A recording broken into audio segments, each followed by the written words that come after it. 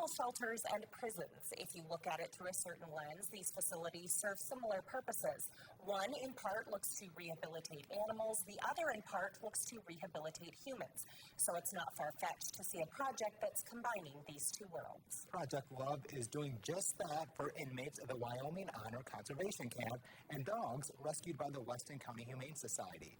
Last night, we looked at the inmates involved. Tonight, we focus on the four-legged participants as we wrap up our special report, Project Love, Prisoners and Pups. It means that our dogs get adopted easier. It means that the shelter dogs coming up to the program don't have to be euthanized. It's a problem in almost any community. Animals, unwanted or unloved, that are sentenced to shelter life or worse. Nellie came from Colorado. She was on death row down there. She came in at 43 pounds.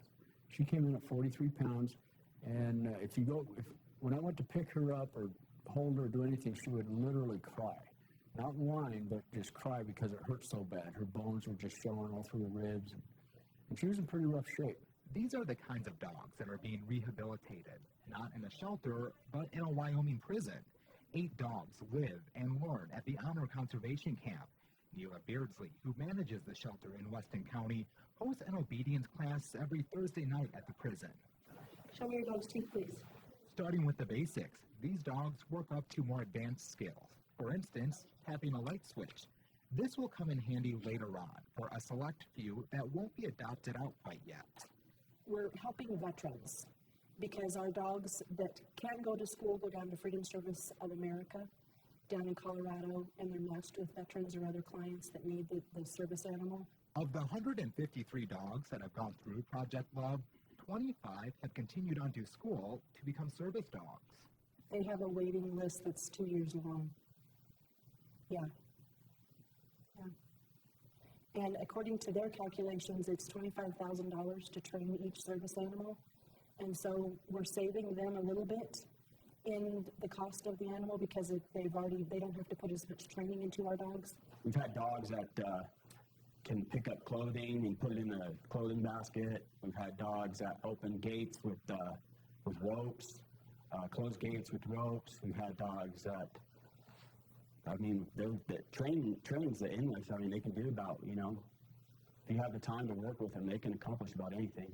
It's become a point of pride for these inmates. Some of the dogs from this program have gone on to be on search and rescue teams. Another is now a therapy dog at Sandy Hook Elementary in Newtown, Connecticut. One dog is matched with a veteran who is now doing things and has taken our dog to the White House. The reach of this program is great.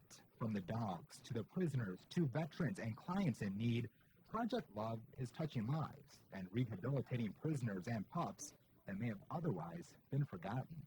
I think every day is a surprise. I think every day is an accomplishment and a surprise. Now, organizers from both the prison and the Humane Society say they are just beyond pleased with the results of this program. Already, the Women's Correctional Facility in Lusk, Wyoming has started up a similar program, and there have been talks of getting a project like this going soon in a medium security facility in Torrington.